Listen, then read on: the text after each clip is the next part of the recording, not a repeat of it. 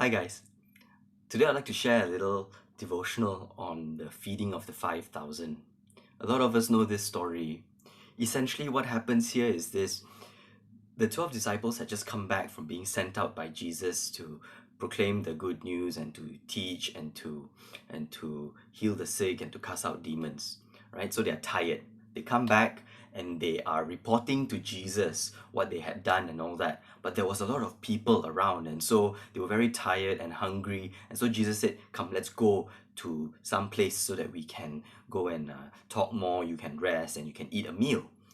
And so, but when they did that, a lot of people saw them and then they followed them. And then uh, Jesus taught them because he felt compassion for them, because they were like sheep without a shepherd. Then it got late. And then the disciples told Jesus, "Can you send all these people away to the other neighboring villages so that they can buy food for themselves?"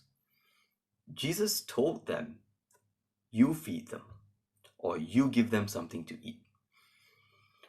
The disciples, of course, are shocked, and they say, "You know how much money we have to spend for this?" And Jesus says, "You go and find out how much food you have." The disciples go and look around, so they didn't have any food. Yeah, they went and looked around and they found a boy's lunch. Okay, it was 5 loaves and 2 fish. It was meant for a boy. Okay, not even a man. It was for a boy. And so they brought it to Jesus. Jesus takes the food. He looks up. He gives thanks, and then he starts to break it, give it to the disciples, to give it to the people. Okay? After that, as they were doing that, everyone just started eating. Everyone was full, and then they picked up all the leftovers, and there were 12 basketfuls of leftovers.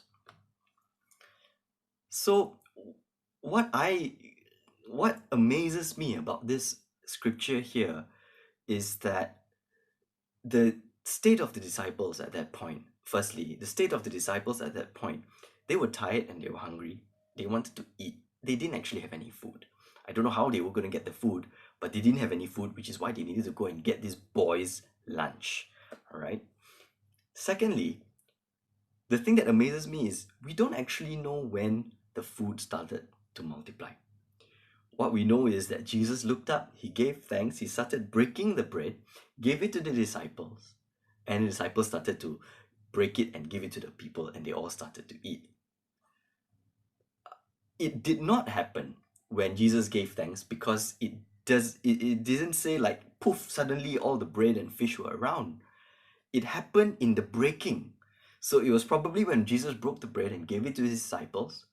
His disciples then broke it, and somehow there was enough, and there was more and more as they broke the bread more and more. The disciples were probably thinking, there is no way you're going to feed all these people with 5 loaves and 2 fish. They were probably also thinking that as they were breaking the bread and distributing it to the people. But they just did as they were told. They broke the bread, they gave it to the people, and somehow there was enough for everybody. And at the end of the whole thing, everybody had eaten. When they collected the leftovers, you realize that the disciples who started with nothing came up with one basket full of bread and fish for themselves, because there were 12 baskets at the end of the day. Yeah. When Jesus saw the crowd, he had compassion on them because they looked like sheep without a shepherd. And so he fed them spiritual food and physical food. We also know after Jesus had been resurrected, he asked Peter 3 times, "Do you love me?" And after Peter says yes each time, Jesus tells him to feed his sheep or take care of his sheep. So I would like to ask you a question today. Who has God placed in your life that you need to feed? Who is it that God has said you feed them, or you give them something to eat? Are you a parent who needs to feed your children? who need to get your children through school. Children aren't cheap. We all know that. Are you a child who has to support your parents? Are you an employer who has to feed your employees, have to make sure that they have enough to feed their families?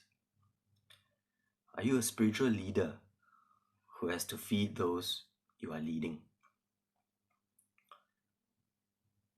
In today's environment, in the situation where things are so uncertain and generally not good, just like the disciples who had just come back after being sent out by Jesus, you might be tired and weary, whether physically, emotionally, or spiritually. And you just want some time to rest by yourself and to eat. And what little you have isn't enough for you, yourself, and for those that you have to feed. I'd like to challenge you today. I'd like to challenge you to remain faithful and obedient, to keep going. Come to God with whatever you have and ask Him what He would like you to do with it, that 5 loaves and 2 fish.